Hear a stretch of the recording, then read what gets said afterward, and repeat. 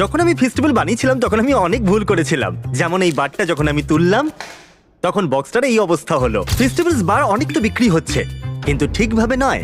বারগুলোর এই অবস্থা হয়ে যাচ্ছে যখন খোলা হচ্ছে, কারণ কোনো বার পড়ে গেলে স্বাভাবিকভাবেই সেটা ভেঙে যাবে। সেই জন্য আমি বহু বছর কাজ করার পরে নিয়ে এসেছি ফেস্টিভ্যালস এর ইমপ্রুভড ভার্সন। তুমি একটা বার তুলে দেখবে বক্সটা কিন্তু পড়ে যাচ্ছে না, আর যদি এটা পড়েও যায় তাহলে কিচ্ছু হবে না, কারণ এটাকে আমরা আরো মোটা করেছি যাতে ভেঙে না যায়, আর ন্যাচারাল ব্রেক পয়েন্টও করা রয়েছে। বুম! আর এখনো অব্দি হাজার হাজার মানুষ অলরেডি এটাকে টেস্ট করে নিয়েছে, আর এটা তাদের আগের থেকে অনেক বেশি ভালো লেগেছে। যদিও নতুন ফেস্টিভ্যালসে অনেক ইস্যু রয়েছে, যেমন তোমরা যদি এদিকটা দেখো, এই দুটো ফ্লেভারের মধ্যে পার্থক্য বলা খুবই কঠিন হবে, এমনকি দূর থেকে বলা তোমার পক্ষে আরো কঠিন হবে কোনটা মিল্ক চকলেট আর কোনটা আলমন্ড।